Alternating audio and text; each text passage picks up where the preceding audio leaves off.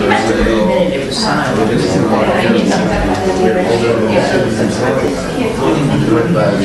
Yeah, that was the first time I did appreciation luncheon or whatever it's had.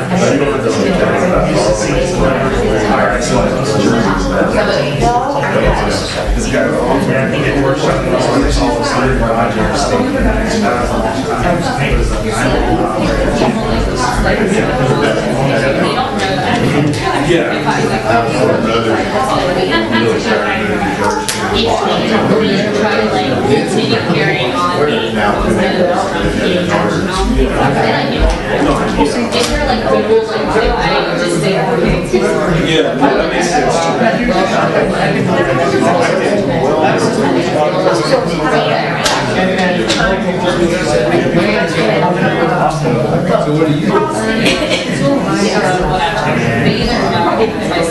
That's why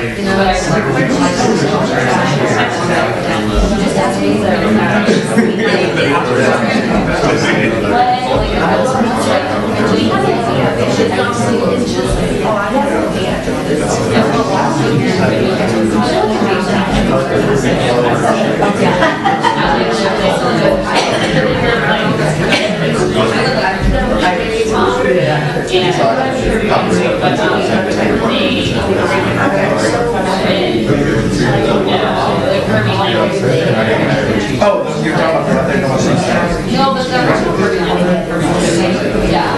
And then there's like, and then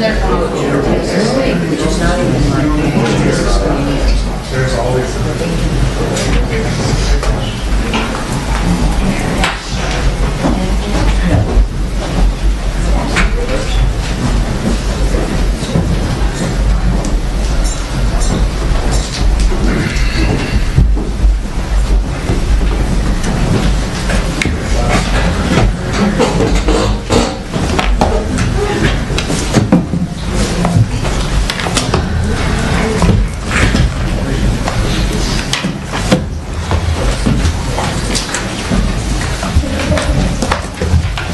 chilly in here. You must have the door open.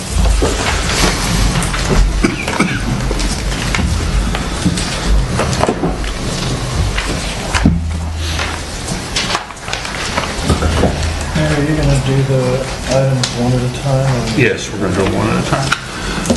Okay, we're going to reconvene in open session at 7:27 p.m. Item number 10, consider possible action resulting from items posted and legally discussed in executive session. And we're going to start with pursuant to Texas Government Code Section 551.087, Economic Development Negotiated. The City Council shall recess an executive session, discuss, deliberate regarding commercial or financial information that the city has received from a business prospect with whom the city is conducting economic development negotiations, and or deliberate possible economic incentives that may be proposed to such business prospect. Do I have a motion? Yes, Mr. Mayor, we have a motion to use the remaining funds in the Texas Water Development Board Drinking Water Debt Program to make water infrastructure improvements on the east side of the Medina River. Water improvement? Yes. Do I have a second? Second.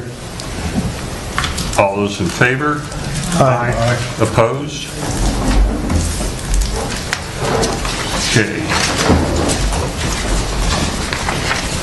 As far as the executive session pursuant to Texas Government Code 551.074, the City's Council shall recess an executive session to discuss and deliberate the process of selecting a new city administrator. We have no action. Moving on to Texas Government Code 551.074, entitled Personnel Matters, the City Council shall convene in closed session to deliberate the appointment, employment, reassignment, duties, discipline, or dismissal of the Chief of Police and the Animal Control Code Compliance Officer. And we have no action on that item. I have a statement that I'm going to read. The city has recently learned that criminal charges may be brought before the Bexar County Grand Jury against the police chief and the Animal Control Code Compliance Officer. As a result of this information, the city administrator and I have directed an internal investigation be initiated. Upon the conclusion of that investigation, if the findings so warrant, appropriate disciplinary action will be taken. During the pendency of this investigation, the police chief and Animal Control Code Compliance Officer shall remain on administrative leave with pay. And Lieutenant Brian Jackson shall serve as the acting police chief. That's it. Moving on to item number 11. Consider and take appropriate action on a proposal for plugging well number 1 located at 703 Paris Street. Linda? Good evening, Mayor, Council. This is being brought to you as something that we first looked at back last year in 2017. They started having problems with this well, and basically what they found was that there was some holes in the lining of the casing. So they had a study done, and they came back with that study saying that it was not repairable. They were actually thinking originally to put a lining inside the casing, but because the casing was too small, they decided that, and they did temporarily fix it, and I think it worked for like maybe 6 weeks, and then another hole started further up. And so based on that information, they decided that they needed to actually plug the hole, or plug the well. So with that being said, Larry, my predecessor, he started the process with getting some bids. We are resurrecting it again, which is why we're here tonight to get that done. So. Okay. Can I ask you a question? Yes, Tom. Linda, do you know what size the casing is? It was 5 inches. The original casing was? That's what I was told. Yes, sir. 5 inch. And so we've had somebody like Peerless or... We actually had it repaired, and one of them, one of the bids that you have in front of you was a company that actually repaired it. But like I said, it did not hold, and then it kept making new holes above the original hole that was made, or that was found.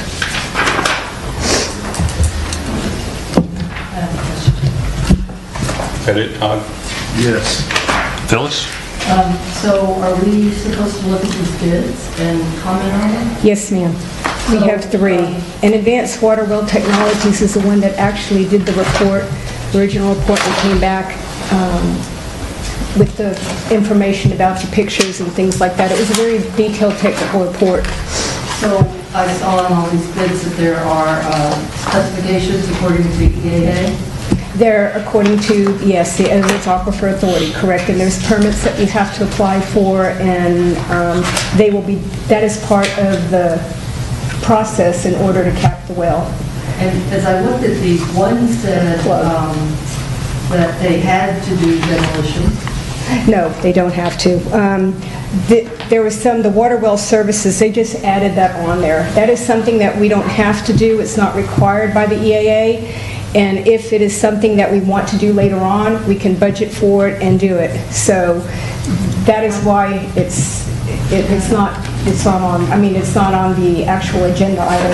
All we're budgeting for and asking for budget transfer is for the actual plugging of the well, not the demolition of the building. But on their quote, they said that... On water well services, right? Water well. Yes, it's the only one that had that on there. That is... That it's required. It's not. But it's not. It's not. It is not required. Well, It's not required. So the differences in the 3 with just bothers me that there's not more specifications in these.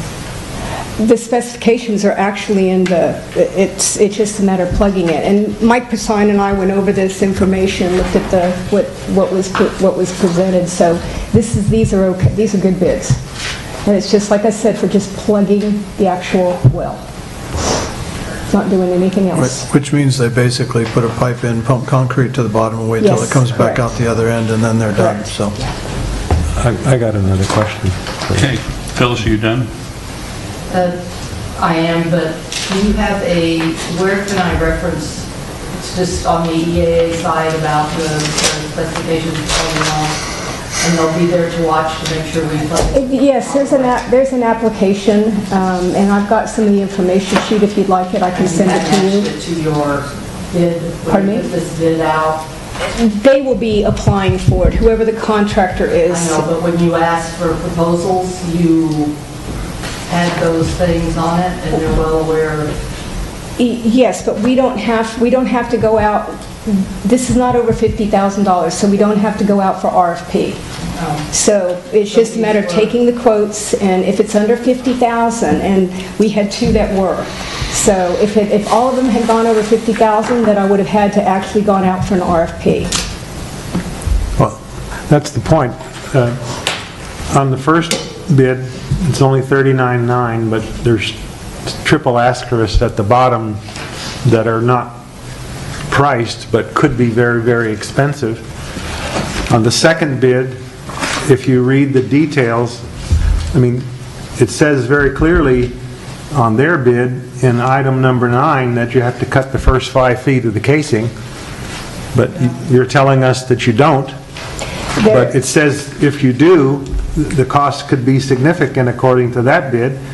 And then in the next bid, it doesn't even talk about removing the first 5 feet of the casing. Right. But it gives you this very expensive $4,200 and $3,600 per day if they have to demolish the building in order to remove the first 5 feet of casing. So I guess my question is, I understand, I think what you're suggesting, what you're recommending is we accept the first bid for Correct. $39,900. Correct, and they're going to plug it. And we assume that that's going to be the total cost. And we just ignore those triple asterisks. The only other costs you will have is demolishing the building should you choose to do so. The plugging of the well is going to be the $39,900. Okay, that's the end of my questions. Yes, ma'am. As he said, and as I also noticed, there's no assurance that they can keep the building to plug the well. There's no assurance of what? That the building can remain, that they can plug it with the building still standing. Oh, no, they can. Yes, they can. They have to go through, we actually had the bid with the demolition of the building from this company. But after conversation with him, he said that they can go through the roof. But it's going to cost, a little bit more going through the roof. So originally, if we had gone with their original bid of plugging the well and doing the demolition, it was right at, if I remember right, it was right around $48,000, $49,000. But when they actually backed out the demolition to just the plugging, it came out to $39,900 because they don't have to do that. So they'll go through the roof and They will go for the roof, yes. That's how they're planning on doing, is going through the roof.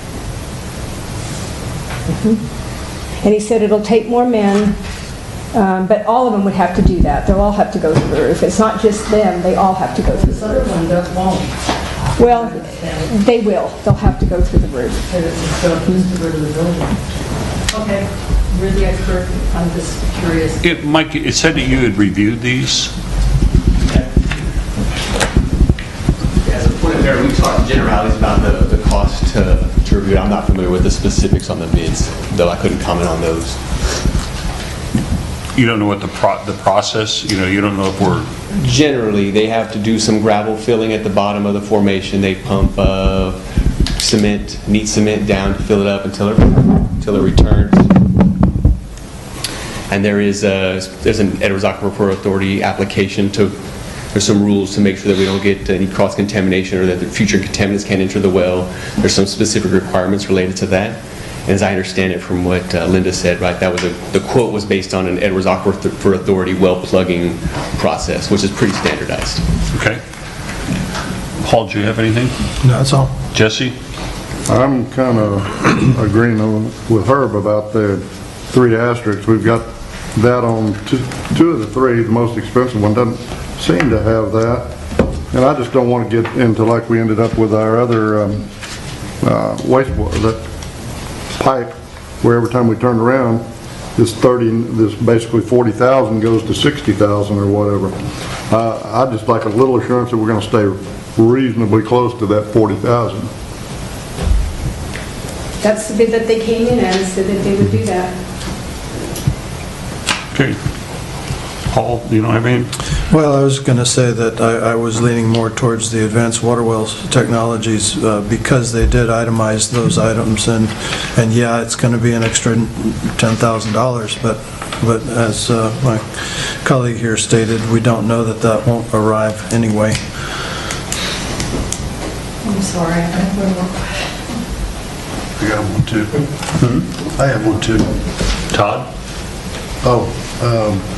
So, Linda, this is our only option to plug this well? There's no other options to salvage this thing? There's no other ones. Then they did the study, and if we don't plug it, we're going to be in trouble with TCEQ because they come out here and they get samples. They have a contractor that comes out to get samples from our wells. They are not able to get the samples from this particular well because it's not working, it's closed down, it's not functioning anymore. Okay, so and that is the violation, the latest violation we got is the sampling of that well, and this will eliminate that. Future violations, that will eliminate getting those again. And that violation was for the first quarter, so we are still going to get 2 more violations for the second and third quarter and the fourth quarter if we don't plug the well. So that's why this is before you, is because we just got notice of that violation about a month ago from the first quarter. Okay, any other questions? Phyllis? Why were there holes in the casing? Why were there holes? That I could not tell you. It's very old. Can you? Just in general, the infrastructure deteriorates over time. It's over 50 years old. But they won't just have this fixed? Or that was another So they one? fixed another hole, and so they fixed a hole, it lasted for a period of time, then a new hole shows up. And so one of the reasons why you can't, because the existing casing is only 5 inches, you put the repair on, now it's less than 5 inches in diameter, you can't fit a pump of reasonable capacity in the hole, and so you're kind of throwing good money after bad. If you repair it and it has another failure and another failure, sometimes it's just better to just... There's no pollution. The water isn't polluted, or will end up with some sort of environmental problems once they start plugging. It's good. No, and the reason for the exercise, again, why we plug these wells is to protect the Edwards Aquifer from future contamination. Right. Future. Good. Anyone else? Which of these 3 bids are you recommending we approve? The The Weisinger lowest one. bid, if that's our recommendation. Weisinger? Weisinger, yes, sir. They have one condition on here, is water available on the site? Well, there will be. I mean, yes, there should be water on the site. I don't know, I personally don't know if there is, but I'm sure there is. And not, we will get water to the site. Okay. That is not an issue. Okay. Nothing else? Could I have a motion, please? I'd like to move that we approve the Weisinger bid to get that well number 1 plugged. I have a motion. Do I have a second? I'll second it. Motion is second. All those in favor? Aye. Aye. Opposed? Nay. Motion carries 4-1. Moving on to number 12, update on TCEQ violations on retention ponds and dams. Linda and Mike. Evening, Mayor. Kind of a tag team tonight, huh? Yeah, so this is sort of an update, if you will, on the one of the violations out at the wastewater treatment plant. As I understand, we're down to 2 violations on the treatment plant, or on the wastewater side. And one of the comments from the TCEQ, it's going back a period of time, but it related to clearing of vegetation around the ponds. Yes. And as well on the dam itself, right? If you know, 2 of those ponds have big embankments above the park road. Normally, vegetation isn't allowed to grow on the downslope side of dams for integrity of the structures. There's a lot of vegetation there now. We're going about 50 years worth of vegetation on there. And so when this came up, we recommended that the city visit with experts, people who are really well versed in dams, get their input on, does the city, can the vegetation stay? What are some workarounds? Reached out to some folks who are they're former NRCS or National Resource Soil Conservation Service dam engineers. Lots of years of experience with this. They came out and looked at it sort of pro bono for the city to give some feedback. We, during discussions, they recommended also that the trees needed to come off of the, both around the ponds and around on the dam itself. And so we were recommended at that time that the city, I don't know if you remember, there was some talk about removing some stuff several months ago. We'd recommended not to jump into it yet because we were worried. I was worried about the pond liner. Those ponds have usually a 2-foot thick clay liner to make sure the water stays in the pond and doesn't percolate into the groundwater. So worried about the integrity of those, and also worried about just the dam itself, making sure that this was done in the proper manner. So during discussions with the dam engineers on a site visit, they confirmed that all the vegetation needed to be removed. And we kicked the tires on a number of different ideas, and none of them were simple or inexpensive. And so what we're recommending is that the city have further conversations with the TCQ about sort of the magnitude of the challenge here, see what other options, right? These have been there for 50 years, to see if there's some latitude there, and also, if need be, if we're going to continue down that path, look at, you really need to, it's not a simple thing we can just say it's going to cost this much and off to the races you go. We do think it's going to be a pretty significant cost based on what the options that were presented, lots of earth moving exercises, and so that's a lot of money being spent. So we want to recommend the city engage a dam engineer to really step through, come up with some different options. And I don't think there are a lot of options, but to come up with some options so the city gets some idea of what the order of magnitude is, while at the same time you're also talking to the TCEQ about how this will be implemented and what that timeline might look like. So you said you think it's going to be a significant expense. What's the number you have in your head? What are you guessing? It's too early to speculate, Mayor, truly. And the reason is there's a lot of, no engineering's been done so far, right? It's literally been the basis of a site visit, thinking about it. They're giving us feedback based on their experience with dams and what's recommended for dams, right? No vegetation because you worry about piping of water underneath it. So you've looked at it and you've tossed around. So what's the engineering expense? I mean, you must know that. What's that? The engineering expense could be significant. Could be $100,000. Could be $150,000. It's pretty significant based on, we just talked super big picture. What does some of the ideas you're talking about? Some of that engineering expense is going to depend on what exactly the design is, right? If we do the preliminary engineering, would be a lot less, and maybe we get through that part, and maybe it works out cleaner through some thought process and analyzing options. But so who's talking to TCEQ about this to see if there's other options? Okay. You've done a good job with this so far.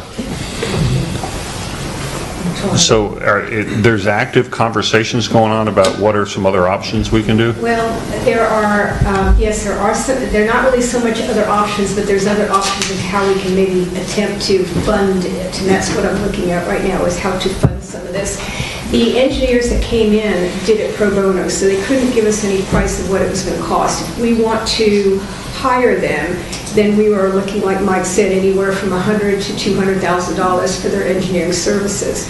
But it is not it's not something that they haven't set any number for us because they don't know.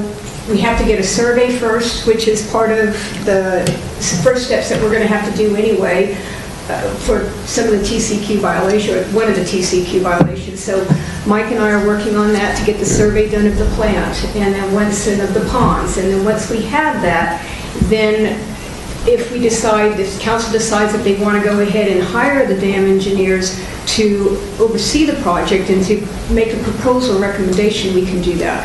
But it wasn't to that point yet because we have to actually hire them, and the other thing too is that it took them a month to even get out here, a month and a half, because they're booked. They're very busy because they specialize in the dams. So it's not something I can say, hey, can you come out there this week? That's not going to happen. I have to make an appointment like a month and a half. They go to their dams that they're working on. They work on that job, however long it takes when they're done. That's when they came. So they were actually finishing up a project in San Marcos when they came out to see us. So they just made an excursion to see us real quickly, pro bono. Okay. Look at what we have. Okay, so this is kind of just a update and telling us that we have a large ticket item coming back at us that... I have a question. How much is there's our fine on this every watt? I don't recall the exact fine on this one, but the total fine was 89,000, something like that. 89,000. So Well, I'm talking about just the for the trees. just the dam, I don't recall what it was. It was a significant, It was almost 30,000. Yeah. Just the dam. And that didn't include the other violations, but just the dam Right. was 30,000. I was going to say, if it's $5,000, we can go for a Yeah, long time. but what they'll do is they'll come back with another fine, and it'll be Yes, more, and it'll be yes. more. But in conjunction with that, we're working with TCEQ to extend our deadline and all that kind of stuff to give us some time. And I will add to that, I cannot do any extensions until they put it on the agenda. They did have the public hearing, it closed October the 5th, and typically TCEQ puts the people that have enforcement notices on the agenda within 6 to 8 weeks. That didn't happen with us, so that tells me they're backlogged. When I had the last conversation with Had Darling, he told me that he does not know when it's going to be, but that as soon as they know, that I will be the first person that they will contact. So, and until we get that agenda, until it's on the agenda, I can't even submit any kind of paperwork for extensions. okay. I think I've read every piece of paper you've given us on this, and I've read the original problem when we got cited, and have heard a lot of discussion about this, and I think we're making a mountain out of a molehill. I think we have two problems. We have a dam that needs special engineering, and I agree with everything you've said. We need engineers to come in and tell us how to remove the vegetation from the dam, because it's just too critical. But we don't need anybody to come and tell us how to remove the vegetation around the ponds. Why don't we get on with it? Why don't we start removing the vegetation around the ponds? Because it is a violation of TC. There is a section in TCQ that says you cannot have any kind of vegetation within 20 feet. That's what I'm They set saying. the code. 20 feet back, we need to 20 feet remove the around vegetation. entire pond. Mike, can you So that's explain why exactly we what can't? My question is, why can't we start removing that vegetation? You certainly could start removing some of that vegetation. Part of the discussion about this was just, there's some benefits to larger projects, right? When you do small projects, lots of small projects, you pay more for those projects. So you could certainly go and forward and bid that work out and get that part done. That could be done. Right now, there's not been an additional fine or anything for taking this a more holistic approach, because there's a number of things out there at the treatment plant, right? So there's just, part of this work would require the spillways filled in, so the concrete channel needs to be repaired. There's a number of things. So my recommendation was to try, in conversation, as long as the TCQ is agreeable to it, try to take a more holistic approach to the construction effort, because you have one contractor out there instead of 2 or 3 projects, and you ultimately, there's a little more bang for the buck doing it as one piece than lots of little projects. That was the recommendation, but it could be done. But are we in agreement that the difficulty of the task of removing the growth around the ponds is significantly less difficult, less complicated, and should be less expensive than the high-dollar engineering for Absolutely. the dams? Absolutely. And it seems to me, we've been on this for a long time, well over a year. We're probably pushing the patience of the state people. Why don't we get started on the easy stuff so we can show them our heart's in the right place? We need to get They already going. know that, and I've had communication with TCQ, they know that. We are good. I mean, we're good right now with TCQ. As long as I keep them, and I contact TCQ and talk to the enforcement officer pretty much weekly to let him know what I'm doing, the processes we're going through. He's the one that told me about the extension and about when we're going to be put on the agenda. And the problem is, even if we remove the trees, the violation won't go away, because the violation is the dam and the trees on the dam and the ponds. So that's why, because it won't go away. We have to remove all of it. And I'm hoping that we can do some other options. I mean, I personally, there's 50 years worth of trees. My argument to them is we should have been grandfathered. That's my argument to them. You know, why wasn't this addressed back 50 years ago? So I'm trying to keep the fees, the fines that we're going to get, or the cost of even doing this as minimal as possible, and I'm not going to take any kind of chances to get us find more just because we're not addressing it. Because we are addressing it, they know. I mean, the email I got back to him, Jerry saw it, Mike saw it, that he said that what we're doing is great, and he's very happy. So that we're moving forward on it. So I feel comfortable with that right now. I feel like her, but I think we ought to be proactive and cut the trees down. At least we're making an effort.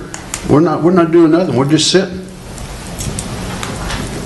Well, they know we're not sitting because I'm submitting the information as they go from the dam engineers. They saw the report. They should see Mike's report.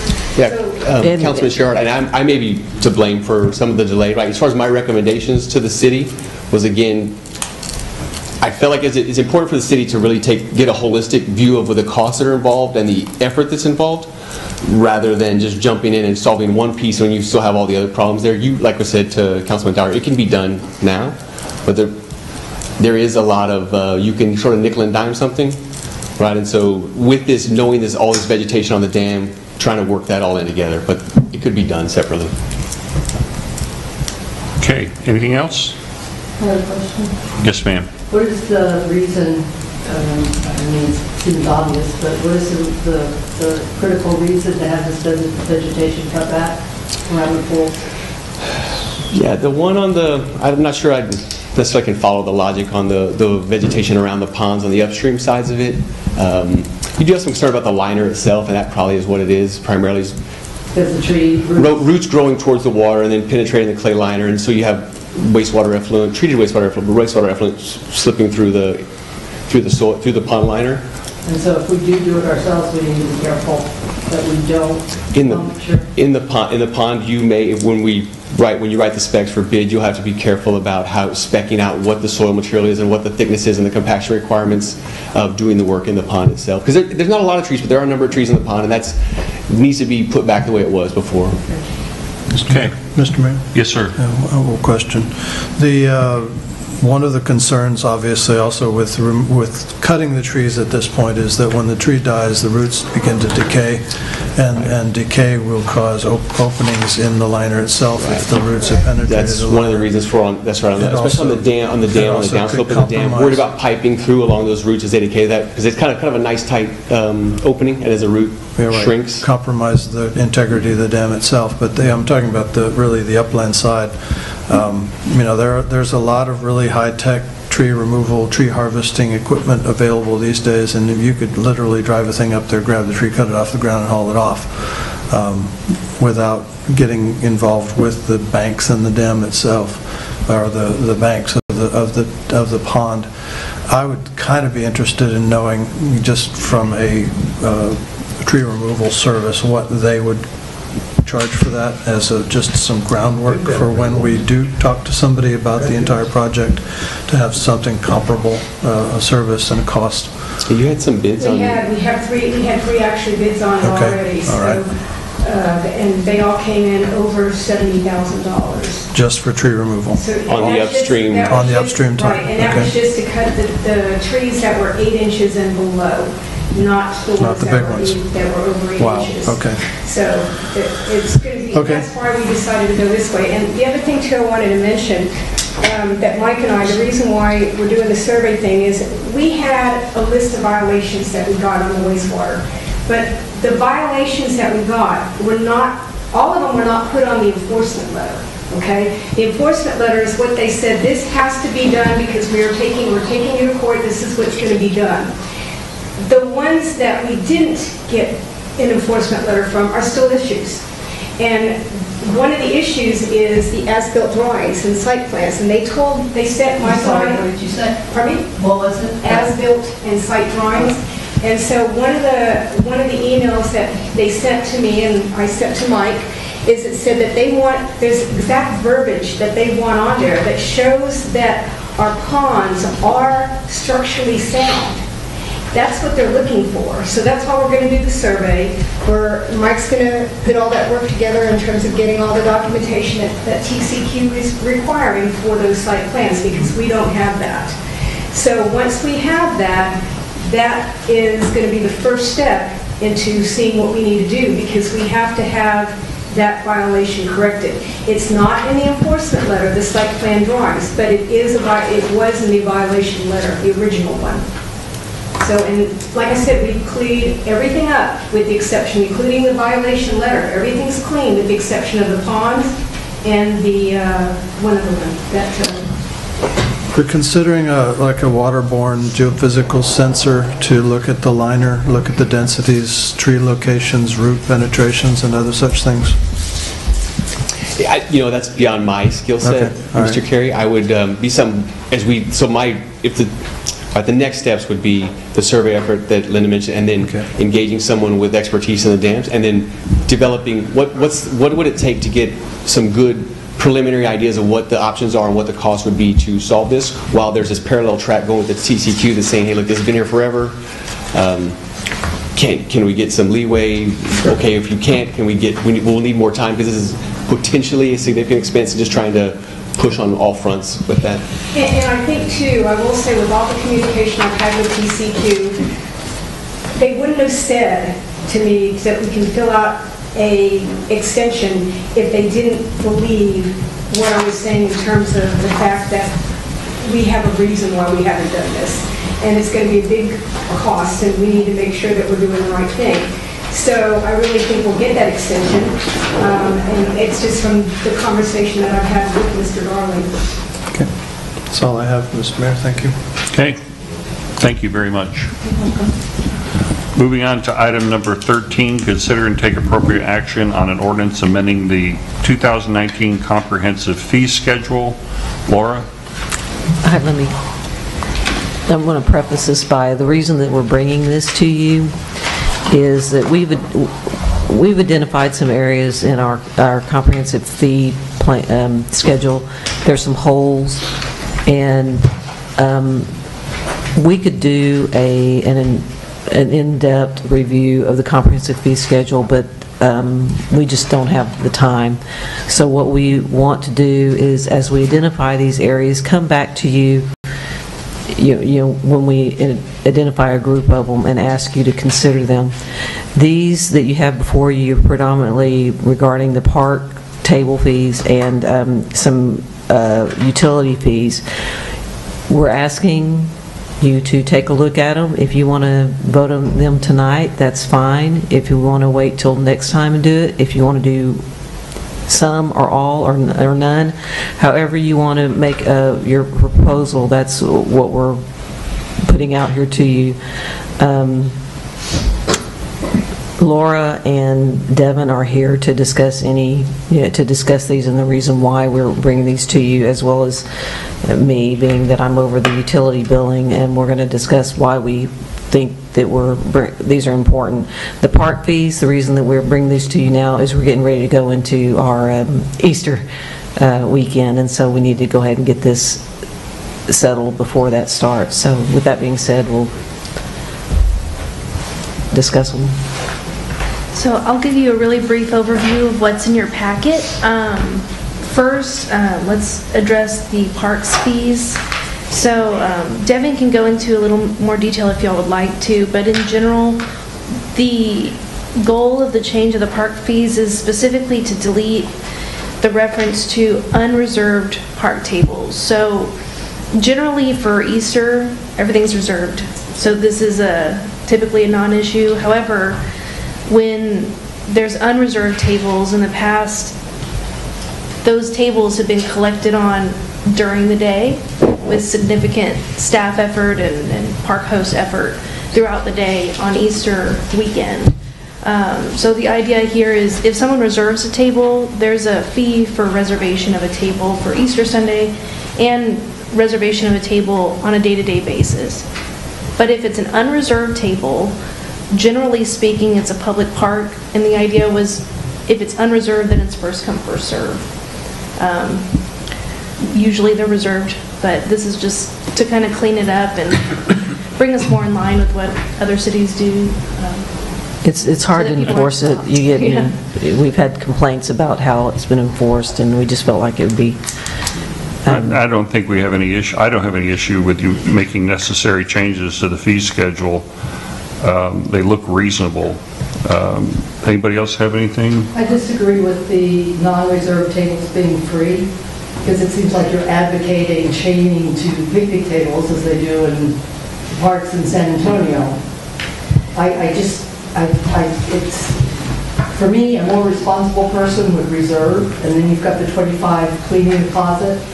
People who don't bother reserving just go. You don't even care what kind of mess they make or anything. That's what's happening anyway. It's detrimental to me to, all right, city staff has more work to do, but our customers, it just seems so unfair to the customers. You know, someone that takes the time to reserve the table, and then you're charging him or her $25 cleaning deposit, and someone who just comes and chains themselves to the table, like they do in San Antonio, it's all free. I really disagree with that. I think you're being unfair.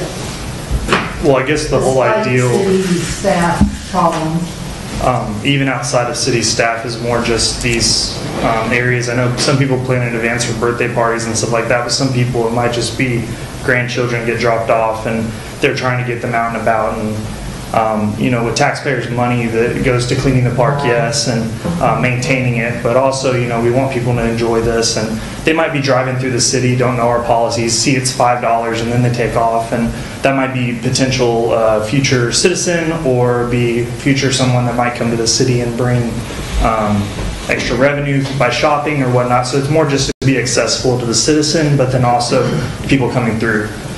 Yes, if people are planning in advance, you know, it's first come, first serve, but if they reserve in advance, like you were saying, then they'll have first access to it. I mean, we can't prevent people from chaining themselves, but... So these tables, any table that anyone reserves, no matter where it is, you're going to make them pay.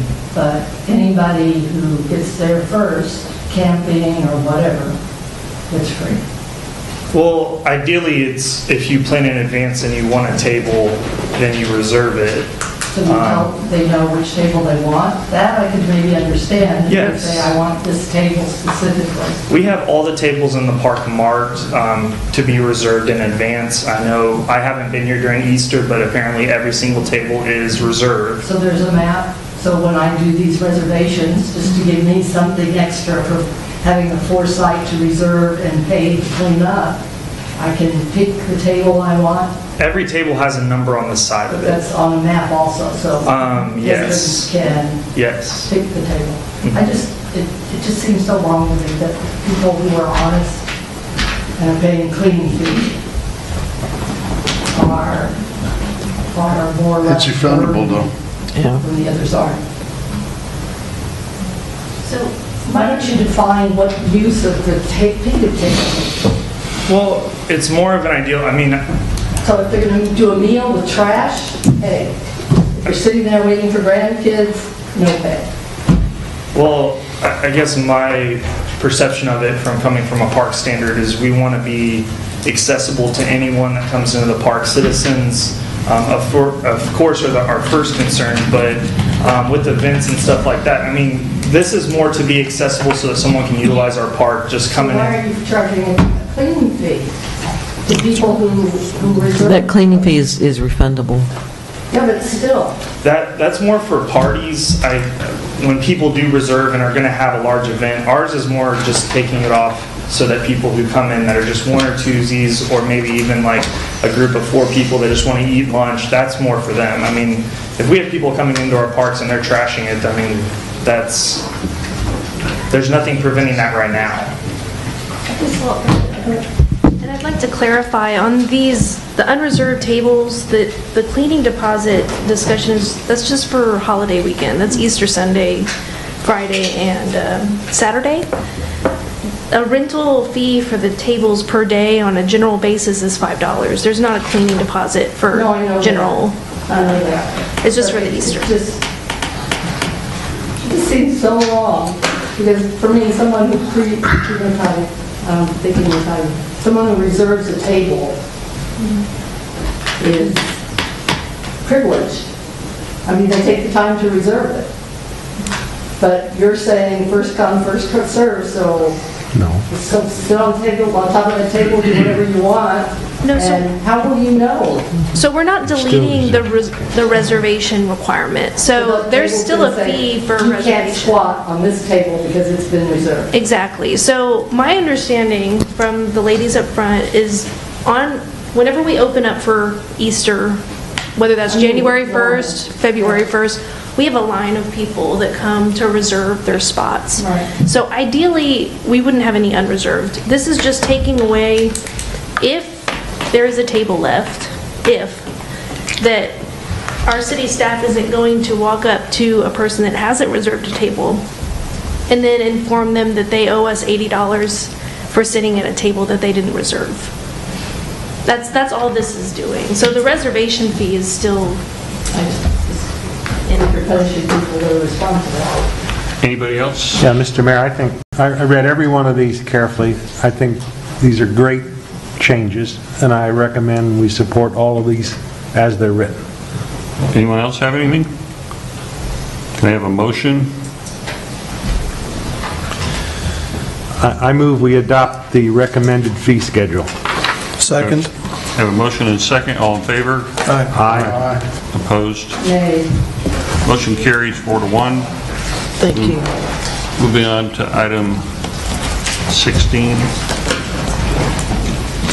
Adjourn. Oh, 16. I didn't see a 16. I see a 14, but that's all right. 11 minutes after 8.